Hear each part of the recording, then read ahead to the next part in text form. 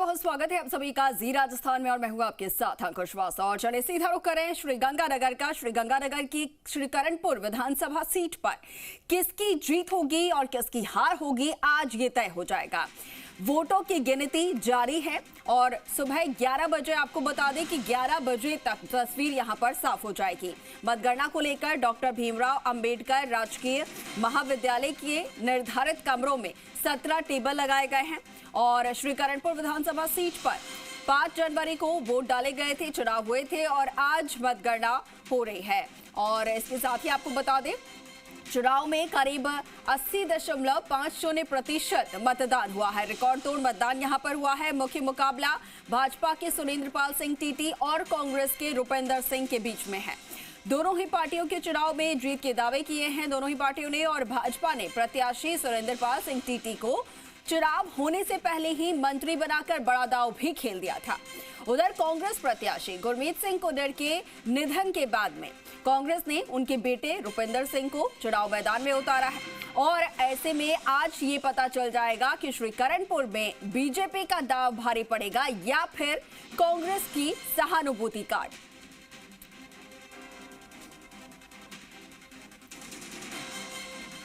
तो मतगणना जो है वो यहां पर जारी है और 11 बजे तक तस्वीर साफ हो जाएगी कि आखिर कौन किस पर भारी पड़ा है। क्या कांग्रेस की सहानुभूति लहर जो है वो यहां पर जीत पाएगी या फिर भाजपा की जो जीत है वो यहां से एक बार फिर से देखने को मिलेगी।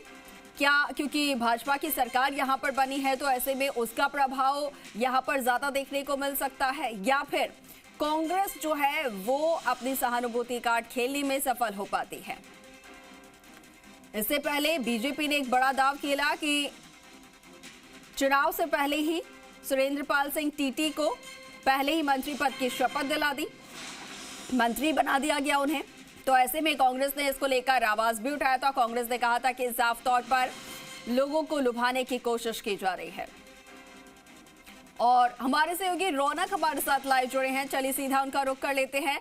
रौनक, जो मतगणना की प्रोसेस है, काउंटिंग की जो प्रोसेस है वो लगातार जारी है, क्या तस्वीरें वहां से फिलहाल देखने को मिल रही है? सुरक्षा के लिहाज से भी क्या कुछ इंतजाम वहां पर किए गए हैं?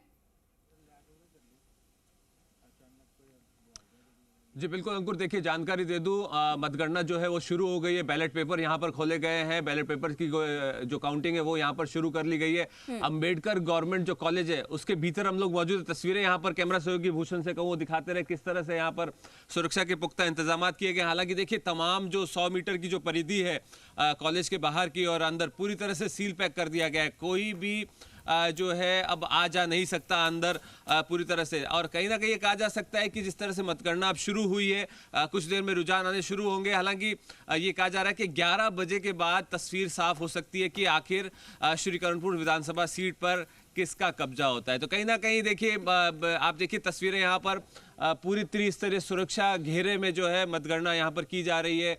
और निश्चित तौर पर वोटों की काउंटिंग के साथ साथ जो है जो दिलों की धड़कनें कांग्रेस और बीजेपी दोनों की बढ़ी हुई है। हालांकि देखिए इस चुनाव में सबसे ज्यादा जो महत्वपूर्ण चीज सामने निकल के आई वो ये कि जो दावे दोनों की तरफ से किए गए हैं। बीजेपी ने जिस तरह से कहा कि देखिए हमने पहले ही मंत्री बना दिया है, अगर आपको विकास करना है, विकास की बात लगातार वो चुनावी मुद्दों में चुनाव मैदान में जब उतरे तो मुद्दों में करते हुए नजर आए। लेकिन चूंकि एक सिंपैथी जो कार्ड है वो यहाँ पर कांग्रेस ने खेला है। तो कहीं ना कहीं देखिए जिस तरह के दावे थे चुनावी मैदान में उतरकर जिस तरह से दोनों ही कैंडिडेट और दोनों ही पार्टियों ने अपने अपने तरीके से वोटर्स को लुभाने की कोशिश की। लेकिन अब चूंकि मतगणना हो रही है ऐसे में इंतजार करना होगा कि आखिर किसके दावे इस बार जनता को लुभा पाए हैं कहीं ना कहीं। लेकिन देखिए दोनों ही पार्टियों की दाव जो है साख पर है, क्योंकि देखिए एक तरफ बीजेपी सत्ता में काबिज है और वो कहीं ना कहीं ये दावा कर रही है कि देखिए राजस्थान की जनता ने हमें चुना है, तो ऐसे में बीजेपी का माहौल जो है पूरी तरह से है। लेकिन कांग्रेस साफ तौर पर कहती हुई नजर आ रही है कि देखिए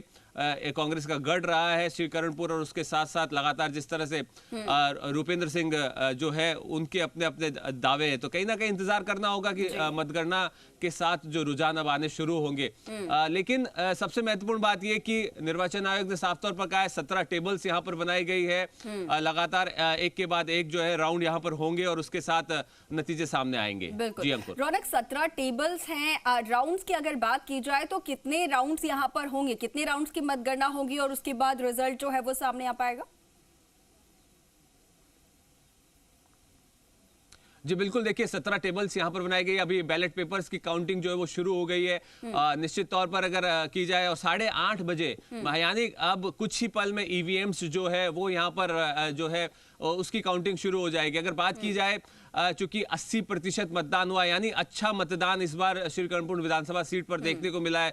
और जिस तरह से लगातार हम लोग जानकारी ले रहे थे कि इस बार किस करवट जो है ऊंट बैठने वाला है, तो कहीं ना कहीं देखिए कांग्रेस और बीजेपी के जो तमाम कार्यकर्ता वो अभी से ही अंबेडकर भवन के बाहर जुटना शुरू हो गए। क्योंकि देखिए हालांकि सर्दी का मौसम है, उस बीच तस्वीरें यहाँ पर जो सामने आ रही है, लेकिन इंतजार करना होगा 11 बजे के करीब किस तरह के रुझान आने शुरू होते हैं और तस्वीर जो है वो साफ हो जाएगी। जी बिल्कुल। तो देखिए इंतजार यहाँ पर करना होगा क्योंकि बैलेट पेपर्स जो है वो खुल चुके हैं और अब कुछ ही देर में ईवीएम के जो वोट्स हैं वो उसकी काउंटिंग भी शुरू हो जाएगी। इसके साथ ही रौनक देखिए, क्योंकि अगर यहाँ पर बात की जाए तो सुरेंद्र पाल सिंह टीटी पूर्व में मंत्री भी रह चुके हैं, अनुभवी नेता जो है, अगर बीजेपी ने उन पर दाव खेला है, मंत्री भी बना दिया गया उन्हें। दूसरी तरफ अगर देखा जाए तो कांग्रेस ने सहानुभूति घाट तो खेला है, लेकिन एक तरीके से कहा जाए तो न्यूबी को उन्होंने उतारा है। यहाँ पर न्यूबी को उतारते हुए एक कहा जाए तो उन्होंने रिस्क भी लिया है।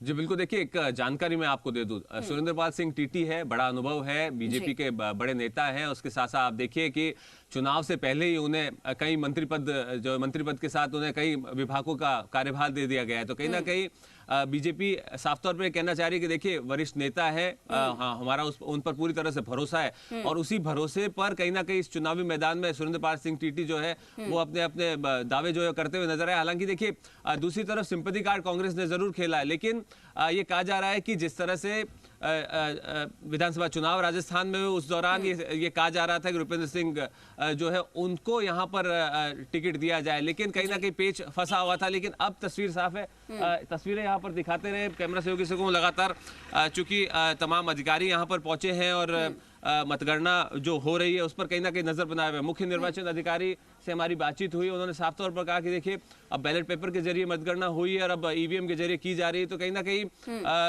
कुछ ही देर में नतीजे जो है रुझान आने शुरू हो जाएंगे। इंतजार करना होगा क्योंकि देखिए जिस तरह से मैं जानकारी दे रहा था कि सुरेंद्र पाल सिंह टीटी जो है वो उनका अपना एक पूरे गंगानगर जो बेल्ट है उसमें अपना एक वर्चस्व है और कहीं ना कहीं आप देखिए कृषि विभाग के साथ साथ अल्पसंख्यक मामलात विभाग के स्वतंत्र प्रभार के तौर पर उन्हें चुनाव लड़ने से पहले ही मंत्री पद दे दिया गया। तो बीजेपी ने भी बड़ा दाव खेला और उसी दाव के जरिए कि इस सीट को कैसे भी कर बीजेपी जो है अपने झोली में डाले। तो कहीं ना कहीं बीजेपी लगातार इस सीट पर नजर बनाए हुए और ये कहा जा सकता है कि 11 बजे के बाद कांग्रेस और बीजेपी दोनों के जो दावे हैं वो साफ हो जाएंगे। रौनक देखिए, सुरेंद्र पाल सिंह टीटी बेशक अनुभवी नेता रहे हैं, पहले भी मंत्री पद जो है वो उन्होंने संभाला है और श्री गंगानगर की बात की जाए तो वहां पर उनकी धाक भी देखने को मिलती है, लेकिन गढ़ कांग्रेस का रहा है।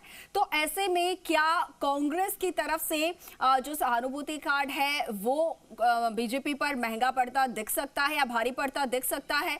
और क्या वहां की जनता इसका, क्योंकि टीटी को पहले ही मंत्री बना दिया गया था, इतनी ज्यादा कॉन्फिडेंस में बीजेपी यहां पर नजर आई है, कहीं ये कॉन्फिडेंस जनता की नजरों में ओवर कॉन्फिडेंस तो नहीं बन जाएगा? कहीं उसकी वजह से तो बीजेपी को खामियाजा नहीं भुगतना पड़ सकता यहां पर, या इसके लिए कहीं ना कहीं जो जनता है वो उनसे नाराज तो नजर नहीं आ रही यहां पर?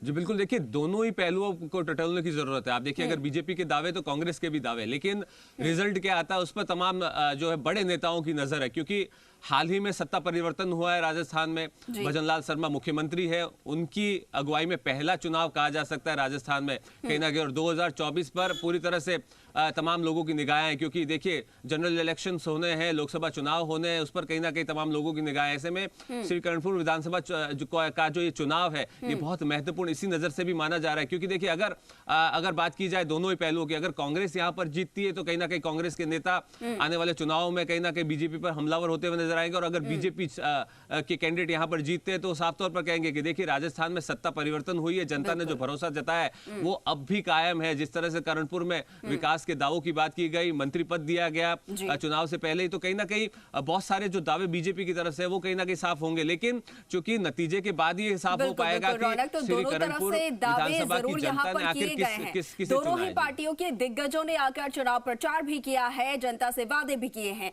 लेकिन किसके वादे जो है जनता को लुभा पाए हैं ये तस्वीरें कुछ देर बाद साफ हो जाएंगी। 11 बजे तक का वक्त है। ठीक है रौनक, अब नजर